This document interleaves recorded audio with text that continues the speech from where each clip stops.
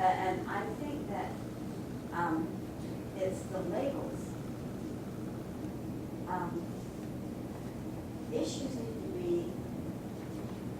Issues need to be respected for each issue as it appears.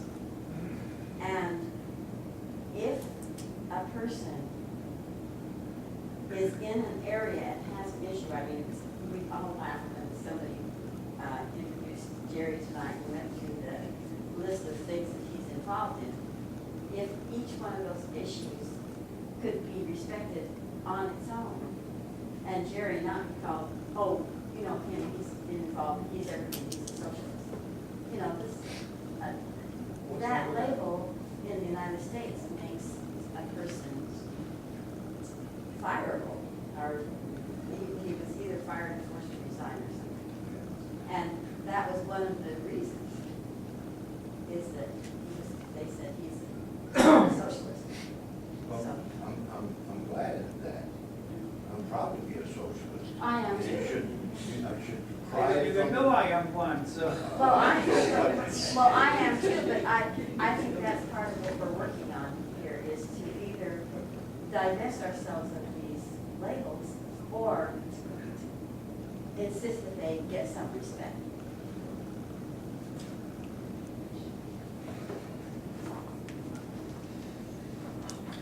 Well, just a couple of points. One is that I was at the meeting, I guess it was a week ago Monday, at Tchaikovsky at Skokie. And when people with the right was there, and they would come and say, well, I think that's socialist, a bunch of them would say, yeah, too bad not more of us. And that didn't get boos. There were a lot of people in the audience who didn't think there was anything wrong with being called socialist, but of course, that's the 9th congressional district, which is not typical, fortunately, for us. But anyway, not for the country. But more importantly, the point I want to make is that I think the big change in international conditions is really important. You know, different people have different places to put the lines, but I want to just say, in general, after World War I, capitalism used to be global, and after World War I, it got national.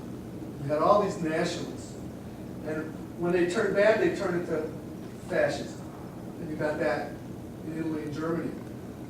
Under some circumstances, they became sort of social democratic. But what was common of all those situations was that in each case, the countries were much more isolated economically than they had, not entirely, of course not, but much more than they had been either before World War II or they are again today, and in the last 20 or 30 years. And during that period, if you were a manufacturing country, you wanted to make something, you had to figure out, and I'm simplifying, but let me make the point, you had to figure out, how am I going to get my product made and sold? I got to find workers, I got to find capital, I got to find customers, pretty much in my country. Well, in some places, and I don't want to go into why that would happen, the answer would be, all right, let's conquer the rest of these countries, and then that's one way to deal with it. The other was, let's make a deal with the working class. That was the social democratic solution. But now, we're back to what really was, I would say, capitalist normal for most of its history. Which is, if you don't like it, you go somewhere else. That is to say, if you got capital, and you're having problems with your own workers, you just ship them out. Mexico, China, Vietnam, wherever. And you know, the hell with you. I'll just close it down and leave. That was, I think, more or less, with differences, what the conditions were in general, say in the 19th century, and what they are again. And I think that standard that some people look back and say, boy, those were the good old days. We had a network, we had a safety net. I think those were a factor of that closure. So it was fascism, two sides. But that closure doesn't happen, it's gone for now. I don't know if it can come back or not. So I think we got to realize that when capital can move, literally, when trillions can go with the flick of a button from one country to another, you're in a different world than you were in 1960. You know, one of the the issues that I've spent most time working on over the last 10 years has been on the issue of globalization. It's one of the issues that I'm most interested in personally, and I spent a lot of time working on it. Both globalization and global justice struggles and so on.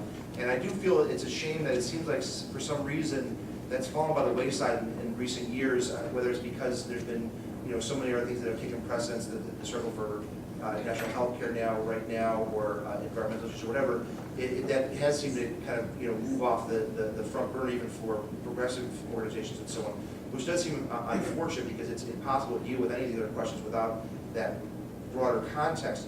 At the same time, I think maybe part of the reason that's the case, I think there was maybe I may have even fallen into this a little bit myself, which is a little bit of a mistaken understanding about how globalization works. And we saw, I think maybe through the example of the Iraq war and the Afghanistan war and so on, that nation states are completely powerless. There was this view that I think was emerging, around 2000 or so, maybe that maybe nation states were being completely eclipsed.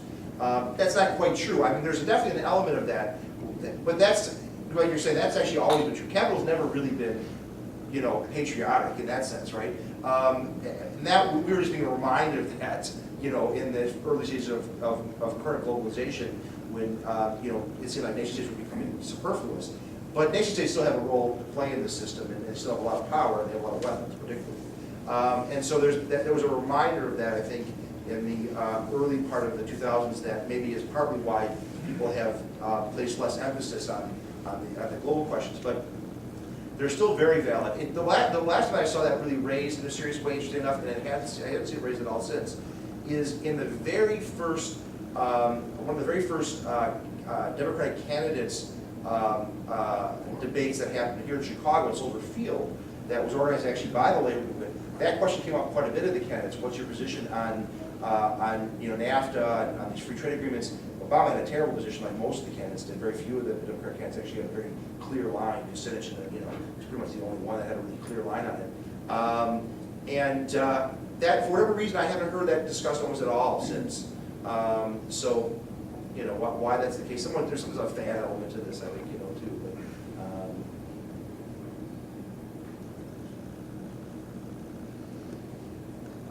Can I raise that other issue? maybe I guess could you guys begin that, Earl? Is that okay?